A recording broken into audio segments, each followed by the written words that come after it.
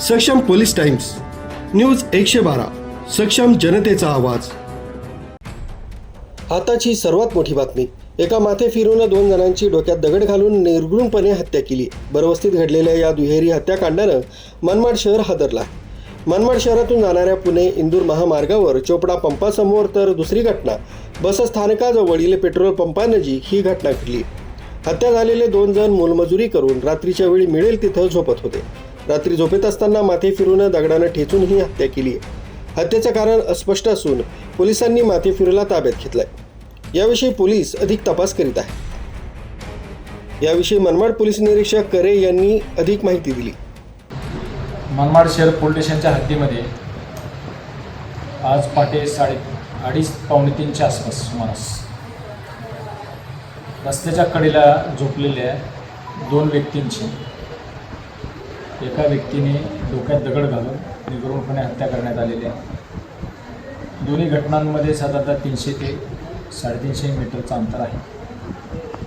पहिली घटना केल्यानंतर जे HP पेट्रोल पंप आहे नगीना मशीदपासून 100-150 मीटरच्या अंतरावरती मालेगावकडे जाणाऱ्या वाहिनीवरती त्या ठिकाणी जेव्हा तो त्या झोपलेल्या मयत व्यक्तीच्या डोक्यात दगड घालत होता त्यावेळेस त्या ठिकाणाहून जाणाऱ्या 2 त्या 3 प्रत्यक्षदर्शी साक्षीदारांनी त्याला हटकलं आणि त्याला ते कृत्य करण्यापासून थांबवण्याचा प्रयत्न केला। त्यांच्या अंगावर पण तो दगड घेऊन धावल्यानंतर ते डायरेक्ट पळत आले पोलीस स्टेशनला। पोलीस स्टेशनवरून ठाणे अंमलदार डायल 112च्या कर्मचाऱ्यांनी रात्रग्रस्त पाळीचे गाडीवरील अधिकारी कर्मचारी या ठिकाणी गेले।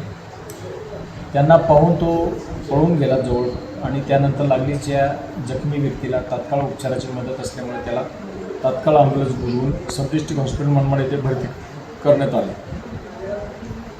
त्यानंतर प्रत्यक्षदर्शी साक्षीदारांच्या मदतीने सदर इसमाचा शोध घेतला असता बोरी कंपाऊंडकडे जाणारा जो अंडरपास आहे त्या ठिकाणी सदर व्यक्ती दिसून आली। त्यांनी ओळखून सांगितले याच व्यक्तीने त्या व्यक्तीच्या डोक्यामध्ये दगड मारलेले आहेत। पोलीस पथकाला पाहताच त्यांनी पोलिसांच्या दिशेने दगड मारायचा प्रयत्न केला। दगड मारलेही पोलीस गाडीमध्ये फायबरच्या ज्या ढाली असतात त्या ढालीचा वापर करून त्याच्या जवळ जाऊन त्याला चितापीन ताब्यात घेतलं। त्याला उपचारकामी सब डिस्ट्रिक्ट हॉस्पिटलला भरती करण्यात आलं। मीनवाईल जो जखमी इसम होता त्याला मालेगाव येथे उपचाराकरता रिफर करण्यात आलं। 2 पोलीस कर्मचाऱ्यांना त्यांच्यासोबत पाठवण्यात आलं होतं आणि दरम्यान रस्त्यातच त्याने पोहोचण्या अगोदरच त्याच्या डेथ झाली।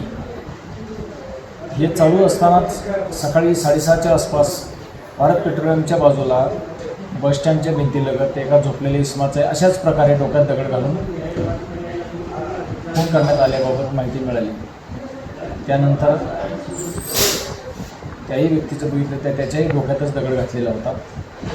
त्यावरून एकाच व्यक्तीने दोन्ही घटना केलेल्या असून त्या संबंधी मनमाड शहर पोलीस स्टेशनला खुनाचा गुन्हा दाखल करण्यात आलेला आहे। न्यूज ब्युरो सक्षम पोलीस टाइम्स न्यूज 112 मनमाड।